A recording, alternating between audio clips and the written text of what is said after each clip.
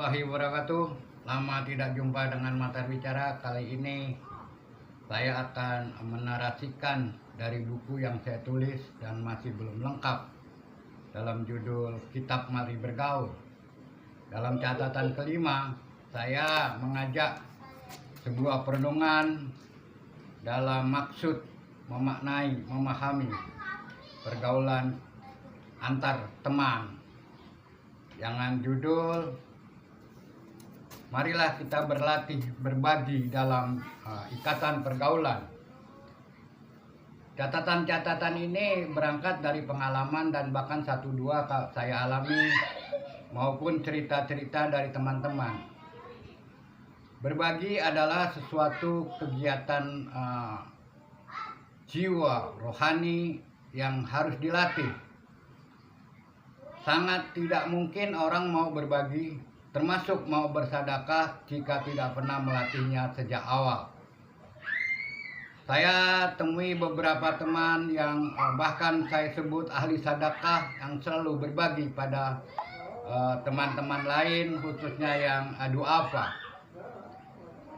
Bahkan ada juga karena keterlatihannya dalam ukuran-ukuran tertentu seorang teman belum layak, belum bisa dianggap harus berbagi, tapi karena dia melatihnya bertahun-tahun dia tidak pernah bosan untuk berbagi.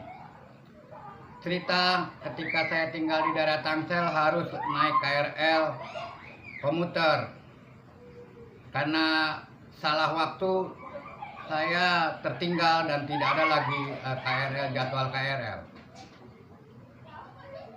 Seorang teman ketika saya mau masuk stasiun, kembali dari stasiun karena sudah habis masa perjalanan, bertemu seorang teman yang biasa-biasa saja. Ketika bertanya, saya ceritakan apa adanya. Tentu saja pada saat itu memang saya tidak cukup uang kalau harus berkali-kali naik angkot sampai ke daerah Tangsel. Sambil ngobrol di sebuah warung kopi, dia bilang saya harusnya juga balik ke Tangsel, tapi juga karena ada keperluan saya harus nginap rumah saudara. Waktu sudah mendekati tengah malam, saya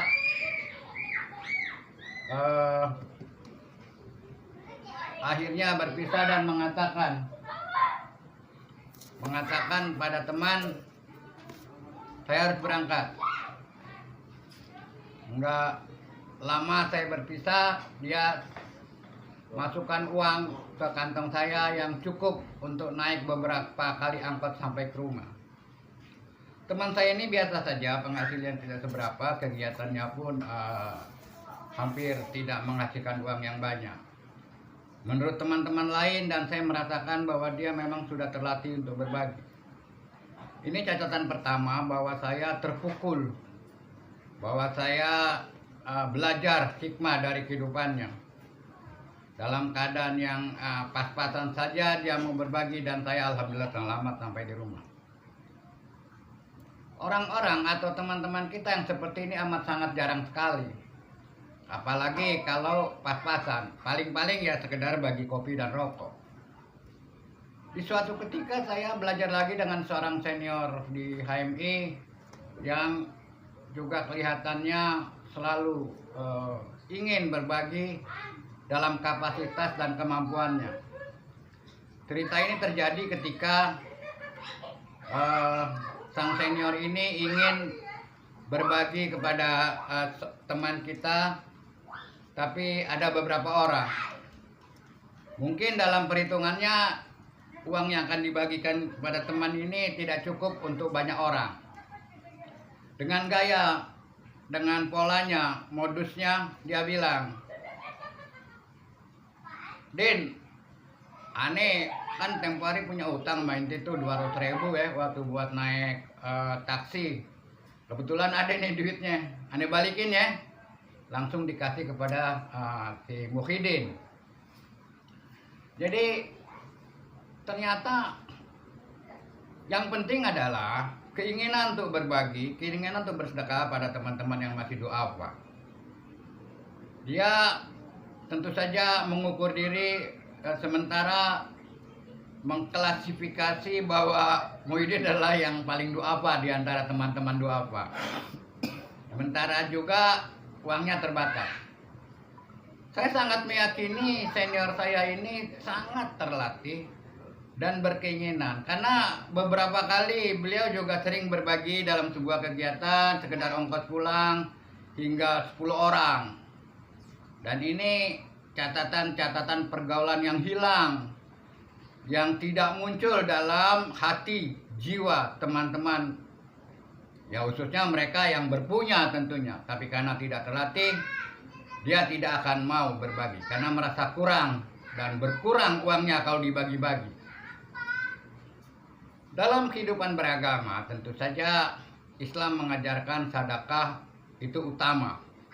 Bahkan saya berpendapat dibanding dengan umroh dan lainnya, sedekah ini jauh lebih penting.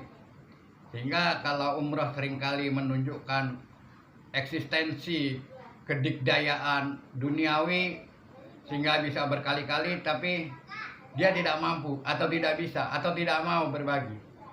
Semua itu berangkat dari nilai keimanan, nilai pemahaman apa yang dimaksud dalam Quran dan hadis. Dalam pergaulan, kita sering dapati teman-teman yang bahkan nongkrong bareng, rokok numpang terus-terusan. Padahal dia mampu untuk meletakkan rokoknya di hisab bersama. Jadi catatan saya tentang kitab Mari Bergaul yang saya dapati dari pengalaman-pengalaman kehidupan ini selayaknya menjadi pedoman hikmah kehidupan, bahwa suatu ketika, mudah-mudahan tidak terjadi, suatu ketika kita tidak berdaya dan daif, duafa, tentu saja akan ada bagian di mana kita dibantu dan ditolong oleh teman-teman. Cerita lain yang menarik buat disampaikan adalah ada seorang teman junior saya yang sejak menganggap dirinya berhasil selalu mengajak ngumpul, selalu mengajak ngopi, ngobrol-ngobrol, bercerita, apalagi jika sudah lebih dari 2 atau 3 tahun tidak jumpa. Mulai dari kesederhanaan dalam artian keterbatasan, dan Allah berikan dia rezeki yang lebih, terus menerus. Yang saya dapat pastikan, ketika menjadi lawyer terkenal, menjadi anggota DPR dan sebagainya, hampir, dan saya pikir setiap tahun selama belasan tahun selalu mengundang teman-teman untuk buka bersama. Yang menarik adalah buka bersama ini selalu dilakukan dekat hari raya. Kenapa? Saya nggak tahu persis, tapi ternyata dia punya motif. Dengan buka bersama dekat hari raya, maka junior saya ini sering membagikan amplop yang cukupan untuk berlebaran bagi istri dan kehidupan menjelang hari raya. Dia lakukan bertahun-tahun dan alhamdulillah saya melihat rezekinya bagus dan tidak pernah berhenti. Bahkan ada lagi yang dengan yakin bahwa rezekinya berlebih, dia mengajak teman-teman lain berangkat umroh. Ini luar biasa. Saya kembali pada inti soal, dalam pergaulan merasa miskin, merasa berkekurangan, itu tidak terjadi manakala ada di antara kita yang mau berbagi. Berbagi atau bersedekah jika diniatkan jauh lebih baik daripada mengajak kumpul-kumpul orang tertentu di restoran mewah. Cukup di pinggir jalan tapi bisa membaginya agar teman-teman yang duafa bisa hidup di keluarganya. Buat semua, catatan-catatan ini tentu saja harus menjadi pelajaran. Harus diyakini, betapapun Anda punya uang berlebih, betapapun Anda kaya, tapi Anda tidak pernah melatihnya, yakin Anda tidak pernah mau berbagi. Kecuali jika ada kepentingan-kepentingan pribadi, kepentingan-kepentingan tertentu yang tidak ada hubungannya barangkali dengan amal ibadah, pasti Anda mau berbagi. Keyakinan ini mungkin didasari pada usaha sendiri kok. mau dibagi-bagi sih? Nah, itu lain cerita, bahwa sesungguhnya hati, jiwa, roh kita, nilai-nilai keimanan kita pada Allah menjadikan kita memaknai Islam adalah rahmatan lil alamin. Mengingat bahwa masih ada saudara-saudara kita, teman-teman kita yang masih perlu dibantu. Jika ini menjadi sebuah kaidah kehidupan bergaul, maka setidaknya pengurangan dari kekurangan-kekurangan teman-teman yang lain akan memotivasi juga untuk melakukan hal yang sama. Berbagi adalah sebuah keindahan, kenikmatan, dan keyakinan kita bahwa itu akan diganti oleh Allah Subhanahu wa Ta'ala. Untuk itu, saya mengajak, latihlah anak-anak kita, latihlah sejak awal, latihlah diri kita dari mulai yang sedikit. Tentu saja, andai kata belum mampu, mulai dari Jumatan di masjid dan sebagainya. Dan yakin, saya sangat yakin, kita akan bersedih jika mendapat kabar ada teman kita, ada saudara kita menyampaikan bahwa hari ini dia tidak masak, istri dan anaknya tidak makan, sementara di luar dia pun berjalan kaki sekian lama belum mendapatkan uang. Tentu saja paling bisa kita berdoa, cuma ada kelalaian, kealpaan memahami pergaulan kita, bahwa lalainya kita menyapa orang-orang, teman-teman yang seringkali bersama kita, membuat kita sedih. Dan semoga respon atas kesedihan itu mencari teman yang sangat berkekurangan dan membaginya.